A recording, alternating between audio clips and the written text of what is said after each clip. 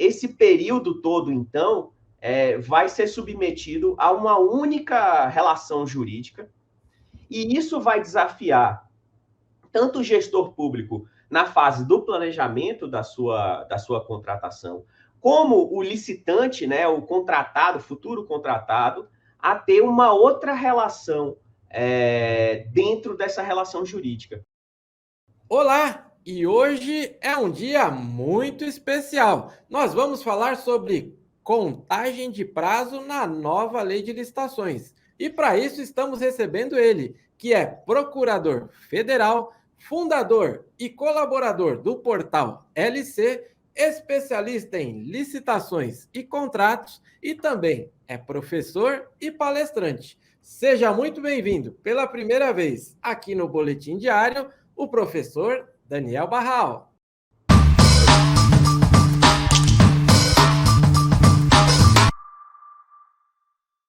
Oi, professor Ricardo, muito obrigado pelo convite para estar aqui. Já acabei cometendo o primeiro erro nosso, né? Não aguardei a entrada da chamadinha. Muito obrigado aí por toda a deferência da Forset para nos convidar aqui para o Boletim Diário. Para mim é uma grande honra estar aqui para a gente debater os temas mais relevantes da Lei 14.133. Muito obrigado pelo convite. Eu que agradeço, professor, e ninguém tinha percebido, mas eu tenho certeza que agora eles vão voltar um pouquinho só para ver esse errinho aí. Professor, vamos lá. Você já conversa de bastidores aqui, eu sei o quanto você fala de uma maneira muito fácil e eu quero aproveitar justamente a sua agenda aqui conosco para falar de um tema super importante aí, que é a contagem de prazos, né, na nova lei de licitações. Se possível, professor, vou explorar um pouco mais até, que você fale também a dica para o gestor e também para os licitantes. Por favor, o espaço é seu, professor. Obrigado pela pergunta. Esse é um tema, a contagem de prazos na nova lei é um tema que me chama a atenção no ponto específico da execução dos contratos, porque quando nós vamos ali, e aí eu estou me referindo para aqueles que querem acompanhar com a lei aberta do lado, para ir conhecendo os artigos da nova Lei 14.133, eu estou me referindo especificamente ao artigo 105, 106 e seguintes da Lei 14.133. Esses artigos, eles lidam de uma maneira diferente com o tempo. Quando a gente estava acostumado com a Lei 8.666, nós tínhamos contratos, de uma maneira geral, o quê? Limitados a 12 meses. Eram aqueles contratos regidos pelo artigo 57 da Lei 8.666. Portanto, o tempo de execução de um contrato administrativo era muito mais reduzido do que aquele tempo que hoje vai ser o normal, o habitual na Lei 14.133. Por quê? Porque se nós olharmos para a regra geral prevista no artigo 106 da Lei 14.133, a gente vai observar lá que o legislador autorizou o gestor público a celebrar contratos por 5 anos. São, portanto, um período que pode, inclusive, ser prorrogado por mais 5, ou seja, durante 10 anos da execução daquele objeto, nós teremos um único contrato com um único contratado da administração. Esse período todo, então, vai ser submetido a uma única relação jurídica, e isso vai desafiar tanto o gestor público na fase do planejamento da sua contratação, como o licitante, né, o contratado, futuro contratado, a ter uma outra relação dentro dessa relação jurídica. E aí, algumas preocupações que me ocorrem quando a gente analisa esse tempo mais alargado de execução contratual. Primeiro, a gente tem que ter um cuidado muito maior na fase de planejamento desses contratos administrativos. Esse planejamento, então, tem que ser um planejamento muito mais voltado a estabelecer uma relação de longo prazo, como o próprio impõe, como o próprio estabelece o artigo 106. E esse longo prazo, né, que vai ser estabelecido entre o gestor público e o futuro contratado, deve ser pautado em outras bases, em outros em outros conceitos.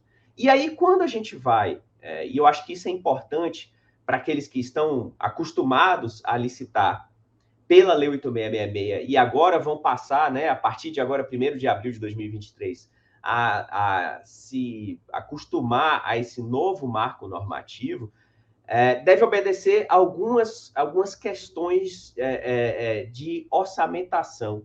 Porque, primeiro, né, vamos lá para aspectos práticos e que simplificam a aplicação da norma. O artigo 6º, inciso 15, da Lei 14.133, simplificou, unificou as duas coisas. Então, agora acabou aquela discussão que existia entre serviço e fornecimento. Agora, tudo vai poder ser contratado de imediato por mais de 12 meses. Discussão que a gente não tinha autorização na Lei 8666. Então, na Lei 8666, por exemplo, a compra de combustível tinha que se encerrar em 31/12. Agora, na Lei 14.133, por força da equalização que ocorreu no artigo 6º, inciso 15, isso cai por terra e se simplifica o tempo desse contrato.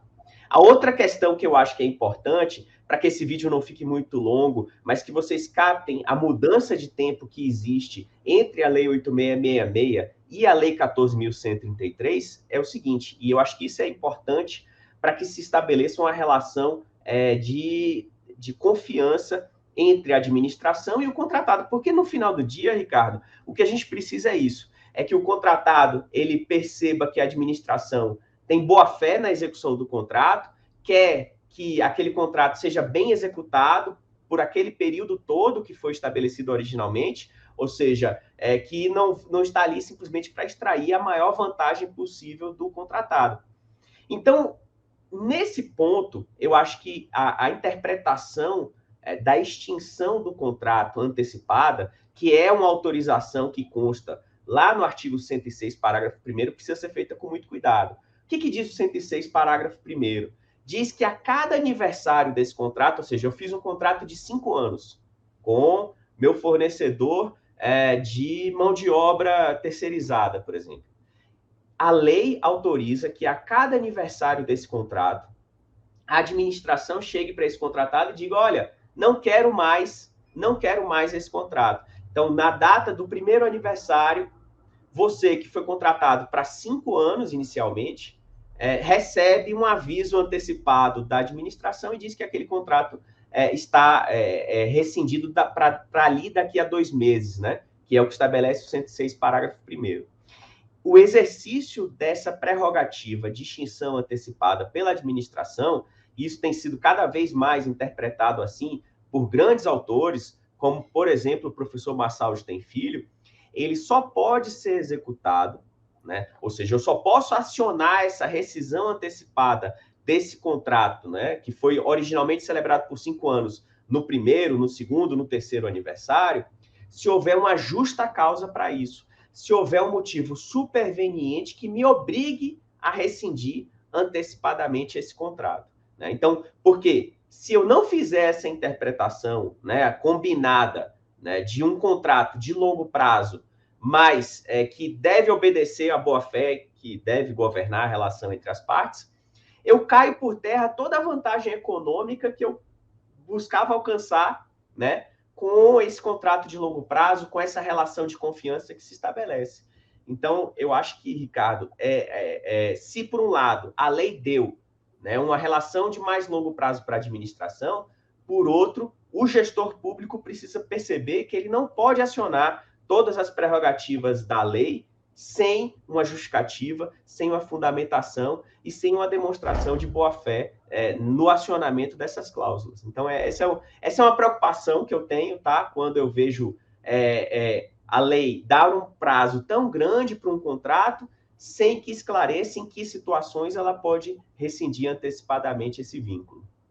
Exatamente, professor, importante ressaltar, né? Sei que você vai falar ainda pensando nos licitantes aí, mas, aliás, eu quero já deixar claro, né? Não deixe de seguir aqui, o professor vai aparecer aí as redes sociais, também do portal LC, né? Mas, professor, é importante ressaltar o quê? Os licitantes precisam se preparar cada vez mais para um processo e pensar até que ele vai ficar também mais competitivo, né? Porque são contratos que podem ser, dependendo da área, um excelente negócio, né, professor? Sim. E além disso, além de se preparar, ele precisa saber exatamente onde estão seus custos, né? Porque as primeiras licitações que vão ocorrer, né, nesse novo ambiente da Lei 14.133, tanto a administração como o licitante vai estar meio sem um parâmetro tão definido assim, porque nós estamos acostumados com o cenário da 8666. Então, os custos serão diferentes, a forma de planilhar será diferente. Então, muito cuidado, o licitante tem que ter muito cuidado ao participar dos primeiros certames, para que ele não mergulhe demais no preço e depois se veja obrigado a honrar um compromisso de 5 anos, que talvez ele não tenha condição de arcar, né? Então, é um novo ambiente que exige muita capacitação e muita cautela nessas primeiras licitações. Exatamente, professor. Bom, este é o vídeo de número 1. Já vou pedindo aqui, professor, para que você fale um pouco aí também sobre o seu trabalho, eventualmente sobre o portal, o seu escritório. Sinta-se à vontade e já vamos deixar um convite, né, para que o pessoal acompanhe o vídeo de amanhã também, onde falaremos um pouco aí sobre a matriz de risco, não é isso, professor? Perfeito, perfeito. Bom, eu sou um dos fundadores do Portal LC, que é um portal de capacitação e de divulgação de conteúdo sobre licitações e contratos. E então eu convido todos a nossa audiência aqui da Forset para conhecerem lá o nosso trabalho. É um material inteiramente gratuito à disposição de todos. E também, tanto eu como o professor Rafael Sérgio e o professor João Domingues, estamos ali à disposição na administração do Portal LC para divulgar conhecimento, apresentar boas práticas em licitações e contratos para que vocês possam licitar melhor e trabalhar com a administração de um modo mais adequado. É isso aí. Eu, Ricardo, aqui em nome de toda a Forset, eu endosso aí, viu, gente? É muito conteúdo, um portal riquíssimo, não deixem de acessar. Ele sempre, na pandemia, quantas lives, aliás, quantas ótimas lives nós acompanhamos aí, promovidas pelo portal, então não deixem de seguir e está aparecendo aí também as redes sociais do professor. Professor Daniel, então amanhã temos o compromisso, é a continuação aqui da nossa agenda. Já neste primeiro vídeo, quero agradecer em nome de toda a família Forset e deixar aqui o pedido para que você não deixe de acompanhar o vídeo de amanhã. Por hora, muito obrigado, professor. Obrigado, Ricardo, pelo convite. Prazer estar aqui. Até mais, gente.